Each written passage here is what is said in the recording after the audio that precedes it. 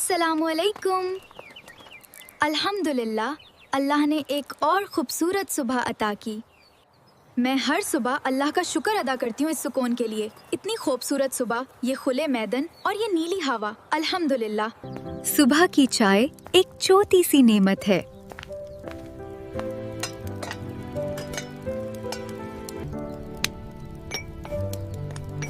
अम्मी के साथ ये वक्त अल्लाह की रहमत जैसा लगता है।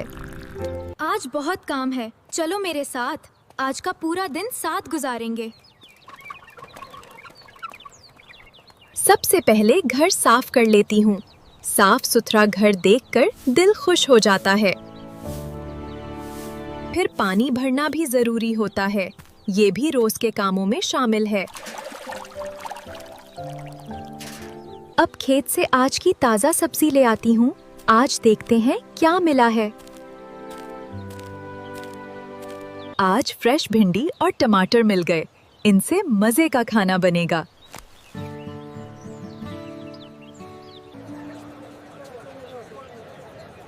थोड़ी चीजें बाजार से भी लेनी है। अब घर आकर खाना बनाते हैं।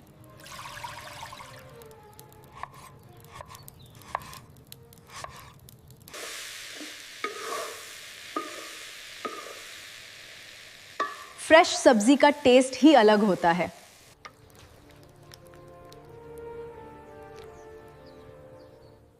अल्हम्दुलिल्लाह, खाना तैयार हो गया। और मेरी सुबह का सफर यहीं खत्म होता है। लेकिन कल फिर शुरू होगा।